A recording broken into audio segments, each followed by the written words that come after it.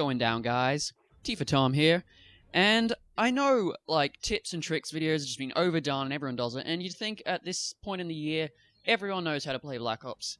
Well, I've been playing a lot of pub matches recently, and despite this not exactly being one, it is a pub match, I'm just playing with my teammates, I've just noticed that a lot of people don't understand their role in an objective gameplay.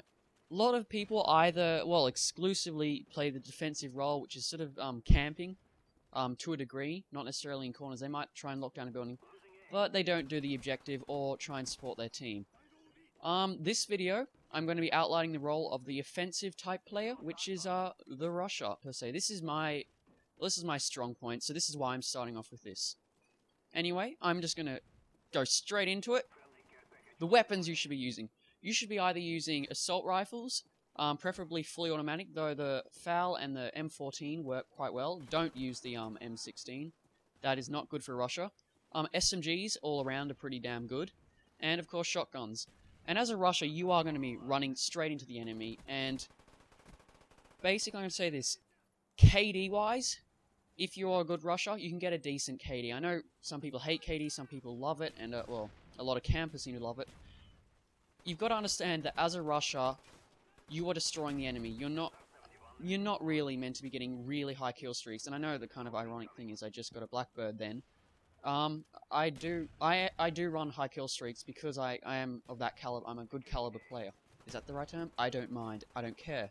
Attachment wise, dual mags, if it is an option, is great because you can forego scavenger for another first perk. And because obviously it gives you extra ammo, and that quicker reload's always good.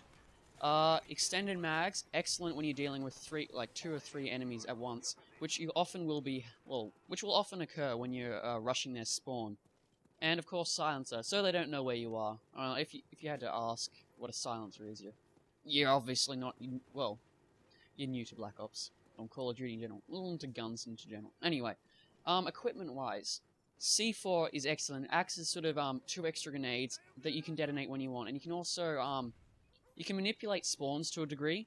Placing a C4 in a spawn, unless it's an extreme situation, can stop people from spawning there. And you can use this to your advantage to lock down a spawn area. Jammer is good if you're not using a silencer, as it leaves them clueless, and it's also good if you're not, because your defensive players your defensive players are going to be the ones in the chopper gunners and whatnot. They're going to be, hiding. And the jammer sort of blocks their, where they are. And it sort of blocks the radar. You know what I'm talking about. And of course, tack insertion is good for getting into the spawn, but since I'm using Marathon in this case, I don't really use it too often. Now the perks. You'll see down the bottom, there's a lot of perks you can use. You can actually use all 5 perks in the first tier slot. My personal recommendation would probably be Hardline or Flak Jacket. In this instance, I am using Scavenger. That is because I'm using an SMG without dual mags.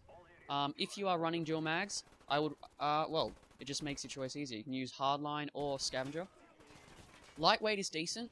It can get you to the spawn faster, but it's not so useful once you get to the spawn. And Ghost is always good, I guess. I'm not going to rant about Ghost or anything, but if you're actually raping them, they shouldn't be getting their spy planes or anything like that. And that's about it. The second tier perk, there's 3 perks available. I'd say Sleight of Hand, Warlord, or Steady Aim. Steady Aim, not so much. It's personal preference. Warlord's good if you're using dual mag and you want to use something else, say, I don't know, a sight or a silencer or something. And Sleight of Hand is, Sleight of Hand. And finally, the 3rd tier perks has Marathon is good for getting to the spawn, and just for running around in general. Ninja's alright, not so much in Black Ops because of the sound issues. Hacker's debatable. I have used in the past, it's good in, say, TDM, but not so much in objective gameplay. And Tac Mask is ever useful, if you can be bothered to get the pro perk. And finally, we have the kill streaks. There are a lot of kill streaks the rusher can use.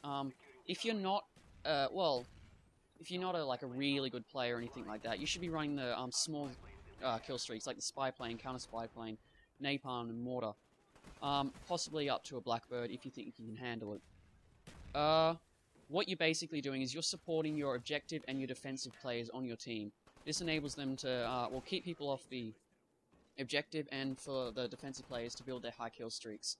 if you are a good player, I don't like tooting my own horn, but I'm a decent player, so I run high kill streaks. The Blackbird, Chopper Gunner, Dogs, and Hind are really good. I actually am running Hind, obviously, I just got it there. Not Hind, sorry, Chopper Gunner.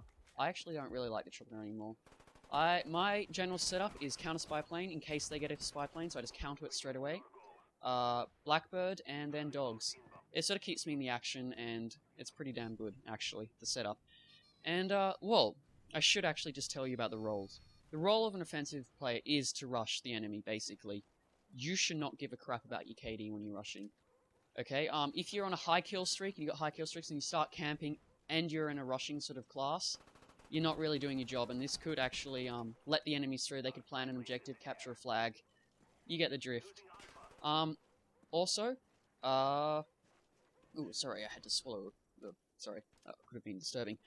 You want to support your team as well. If you're losing a flag and you have an opportunity, or if you need to plant and the objective player can't get there, you should support your team. Don't exclusively rush. Oh, basically, just ensure that before you even start rushing, actually, ensure that you have, like, for example, in Domination, you have 2 flags, and in, like, Demolition or Search and, well, not so much Search and Destroy, that you actually have, the advantage objective-wise.